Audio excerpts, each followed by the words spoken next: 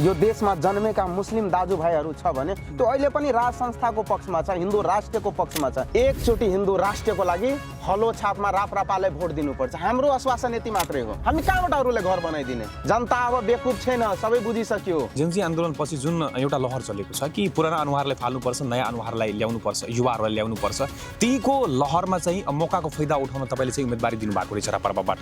यो सबै स्टन्ट हो।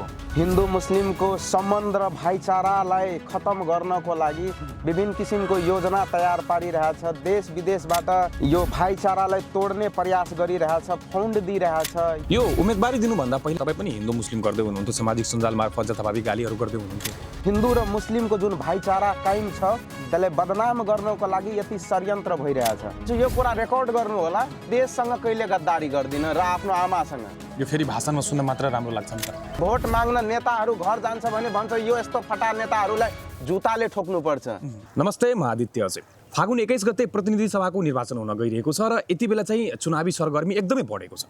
यति बेला हामी सप्तरी निर्वाचन क्षेत्र नम्बर 2 मा छौँ र यो सप्तरी निर्वाचन क्षेत्र नम्बर 2 बाट चाहिँ जम्मा 34 जनाले उम्मेदवारी दिनुभएको छ र यही सप्तरी क्षेत्र नम्बर 2 बाट राप्रपाबाट उम्मेदवारी दिनुभएका अजय कुमार दास सनातनीज्यू र उहाँसँग आज हामी यो चुनावी विषयमा चाहिँ केही संक्षिप्तमा कुराकानी गर्न गइरहेका छौँ। उहाँ पनि उम्मेदवारी दिनुभएको छ र उहाँको उम्मेदवारी केको लागि? सबैभन्दा पहिला म यहाँलाई स्वागत गर्न चाहे। धन्यवाद। यो अहिले देशमा जुन जेन्जी आन्दोलनपछि जुन एउटा लहर चलेको छ कि पुराना अनुहारलाई फाल्नुपर्छ, नयाँ अनुहारलाई ल्याउनुपर्छ, युवाहरूलाई ल्याउनुपर्छ, तीको लहरमा चाहिँ मौकाको फाइदा उठाउन तपाईँले चाहिँ उम्मेदवारी दिनुभएको रहेछ राप्रपाबाट कि साँच्चीकै तपाईँले जनताको निमित्त दिनुभएको रहेछ? अहिले पनि म जनता नै छु र जनताले नै मलाई यहाँबाट उठाएर जनताको आवाज केन्द्रीयसम्म पुगाउनको लागि म खडा भएको छु।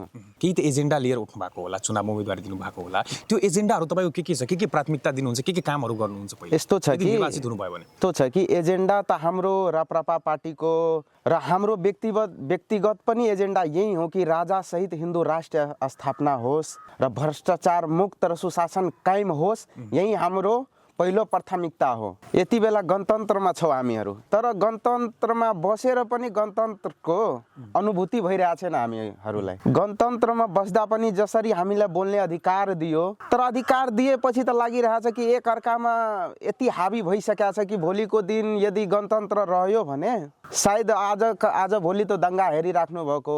हिन्दू मुस्लिममा कसरी दङ्गा फैलाइरहेछ, रोहिङ्ग्या मुसलमानहरू भित्र छिरेर हिन्दू मुस्लिमको सम्बन्ध र भाइचारालाई खतम गर्नको लागि विभिन्न किसिमको योजना तयार पारिरहेछ। देश विदेशबाट यो भाइचारालाई तोड्ने प्रयास गरिरहेछ, फन्ड दिइरहेछ। यो त एकदम गणतन्त्रको खिलाफ हो। बेटर राजतन्त्र हुन्थ्यो र हामीलाई आशा छ कि यो देशवासीसँग र यो नेपालमा जन्मेका दाजुभाइ तथा दिदी बहिनीसँग कि एकचोटि अवश्य सबैलाई मौका दिनुभयो। एउटा राप्रपा एउटा यस्तो पार्टी छ र यो देशको लागि, यो जनताको लागि सेवा र सुविधामा कहिले आजसम्म कमी गरेको छैन, न कहिले भ्रष्टाचार गरेछ भने देखाउनुहोस्, कहिले कुनै भूगोल बेचेछ भने त्यो देखाउनुहोस्। छ यस्तो कहिले भएको? तपाईँले जसरी अहिले हिन्दू मुस्लिमको कुरा गर्नुभयो नि, यो उम्मेदवारी दिनुभन्दा पहिले तपाईँ पनि हिन्दू मुस्लिम गर्दै हुनुहुन्थ्यो, सामाजिक सञ्जाल मार्फत जथाभावी गालीहरू गर्दै हुनुहुन्थ्यो।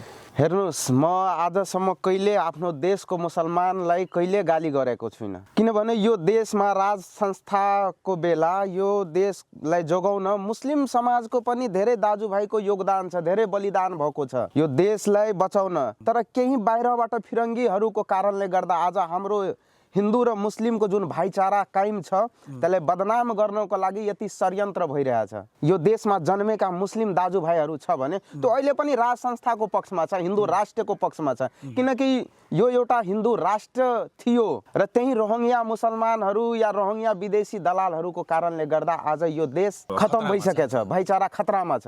यो भन्न पनि कति चोट लागिरहेछ कि के भनौँ, मतलब एउटै थालीमा खाने, एउटै देशमा बस्ने, एउटै घरको साइडमा छिमेकी बसेको मुस्लिम दाजुभाइसँग आज बोल्न नसक्ने, भोलि त्यसको घरमा परमा जान नसक्ने, त्यो हाम्रो घर आउन नसक्ने, यस्तो त कहिले थिएन राज संस्थाको बेलामा। अहिले पनि चुनावमा व्यापकै पैसाको चलखेल भएर ती भोटहरू लिने गर्छ। त्यसरी तपाईँहरूले चाहिँ कति पैसा राख्नु भएको छ भोट किन्न? न त म कुनै करोडपति बापको छोरा हुँ, मेरो आफ्नो नाममा पर्सनल एउटा बाइक छ। अब यो कुराले विचार गर्न सक्नुहुन्छ, न म अरबपति बाउको छोरा हो, न मलाई कुनै 50 बिघाको सम्पत्ति छ, खेत छ कि त्यो बेचेर पनि हामी चुनाव लड्छौँ। म एउटा जनताको बिचबाट उभिएको युवा हुँ र जनताले मलाई आफ्नो आवाज दिएको छ र आफ्नो विश्वास दिएको छ कि हाम्रो कुरा केन्द्रीयसम्म पुर्याइदिनु होला। त्यो कसरी पुर्याउनुहुन्छ? मैले एकैछिन रोक्न चाहे। तपाईँको प्रतिस्पर्धा जनमत पार्टीका अध्यक्ष, राष्ट्रिय अध्यक्ष है, मैले फेरि दोहोऱ्याउन चाहे, डाक्टर सीके रौजीसँग हुनेवाला छ र त्यता घन्टीको पनि लहर चलेको छ र त्यस्ता विभिन्न अनुहार, चर्चित अनुहारहरू छ। त्यो बिचमा चाहिँ तपाईँ कसरी प्रतिस्पर्धा गर्नुहुन्छ, कसरी निस्किनुहुन्छ त यो बिचबाट? त्यो जनताले मूल्याङ्कन गर्न सक्छ। यति बेलाको युवा र साँचो उम्मेदवार को हो भनेर सबै भ्रष्टाचार नेताले हेरिसके। विभिन्न किसिमका पार्टीका दलले भन्छ 10 लाख युवालाई रोजगार लगाइदिने। म आजसम्म कसैलाई आश्वासन दिएको छैन कि म 10,000 कि 10 लाखलाई रोजगार दिन्छु। मलाई विश्वासको मत चाहियो, पैसाको मत चाहिएन। म यति बेला जुन एजेन्डा लिएर उठेको छु, हाम्रै समाजको दाजुभाइ 10 रुपियाँ, 20 रुपियाँ, 50 रुपियाँ, 100 रुपियाँ सपोर्ट गरेर मलाई आज पेट्रोल खर्च पनि हाम्रै समाजको युवाहरू दिएको छ। मलाई त चुनाव लड्ने क्षमता पनि छैन। यदि मलाई आफ्नो पैसाको कुरा भन्नुहुन्छ भने म यति क्षमता छैन कि भोलिको दिन म चुनावमा पेट्रोल कसरी हाल्ने, कसरी घुम्ने। यो सबै जनताको साथ सपोर्टको कारणले गर्दा आश विश्वास छ। म त सोचेको पनि थिएन कि कहिले म उम्मेदवारी दिन्छु, किनकि मेरो हैसियतै थिएन। यहाँको नेता बन्नलाई पैसा चाहिन्छ। या त पुर्खौली सम्पत्ति हुनु पर्यो, त्यो बेचेर राजनीति गर्नु पर्यो, या त राजनीतिक दादा पुर्खाको पहिचान हुनु पर्यो। न त मेरो बुवा दादाको केही पहिचान छ राजनीतिकमा, न त मसँग पैसा छ। मलाई यही समाजको दाजुभाइ र दिदी बहिनी मिलेर सपोर्ट गर्यो। मलाई तिमीलाई उम्मेदवारी दिनुपर्छ, तिमी नै यो देशको भविष्य हो, तिमी गएर हाम्रो आवाज पुर्याउँछौ। उहाँ दाजुभाइ तथा दिदी बहिनीले मलाई 100, 50, 200, 500 गरेर पेट्रोलको खर्च र खानाको खर्च पनि त्यही दाजुभाइहरू दिन्छ अहिलेसम्ममा। यो सबै स्टन्ट हो? स्टन्ट होइन, यही सत्यता हो। एक दिन मान्छेले अवश्य सत्यको बाटोमा आउनुपर्छ। राम नाम ही सत्य है, सबका यही गत्य है। मेरो जन्म नै सनातन धर्म र यो देशको विकासको लागि भएको छ। जिन्दगीमा म मरिहाल्छु, यो कुरा रेकर्ड गर्नु होला। देशसँग कहिले गद्दारी गर्दिन र आफ्नो आमासँग। देशलाई बेचेको बराबर आफ्नो बाउलाई बेचेको बराबर हुन्छ। यो फेरि भाषणमा सुन्न मात्र राम्रो लाग्छ नि त? यो भाषण होइन, यो साँच्चीकै एउटा यो युवाको प्रतिज्ञा हो। यो कुरा तपाईँ स्पष्ट विचार गर्नु होला र रेकर्ड गर्नुहोस्। यदि भोलिको दिन कतै पनि म यो देश र धर्मको कहिले पनि अशान्तिको खिलाफ गयो भने तपाईँ मलाई कालर समातेर रोडमा ल्याएर पिट्नुहोस्। म जनताको हक हितको लागि लडेको, जनताको आवाज बन्न चाहन्छु। अहिलेसम्म हजारौँ नेता आयो कि म तिमीलाई यो गर्छु, घर बनाइदिन्छु, विभिन्न किसिमको ठग दलाल फटा गर्ने कामहरू गर्यो, पैसा दिने बार्गेनिङ गर्ने काम गर्यो। तर अहिले यस्तो पीडित भइसकेछ जनताहरू कि भोट माग्न नेताहरू घर जान्छ भने भन्छ यो यस्तो फटा नेताहरूलाई जुताले ठोक्नुपर्छ। भन्नुहोस् कस्तो देशको अहिले कति जनताहरूलाई कति बेकुफ बनाएको छ। एकदम आक्रोशित भइसकेका छ नेताहरूसँग कि यसरी विभिन्न किसिमको प्रलोभन देखाएर ठकेर घर बनाइदिन्छु, पैसा दिन्छु, विदेश पठाइदिन्छु, विभिन्न किसिमको प्रलोभन दिएर आज त्यसको दुःख हामीलाई भोग्नु परिरहेछ कि हामी घर दैलो कार्यक्रम गर्दाखेरि यस्ता कुराहरू आउँछ कि हामी सुन्नै नसक्ने कि हाम्रो नेताहरू के गरेर जनताले कति बेकुफ बनाएर भोट लिएर जितेर गएपछि जनताको एउटा पनि कुरा सुनेको छैन अहिलेसम्म। तपाईँले त्यो घर दैलोमा जसरी जानुहुन्छ नि, तपाईँहरू चाहिँ के प्रतिबद्धता गर्नुहुन्छ त्यो जनताहरूसँग भोट माग्दाखेरि? अरूको कुरा त म भन्न सक्दिनँ, तर म आफ्नो कुरा के भन्छु, म एउटै कुरा भन्छु कि देशको विकासको लागि र देश हिन्दू राष्ट्रको लागि राजा पुनः स्थापना गर्नुपर्छ।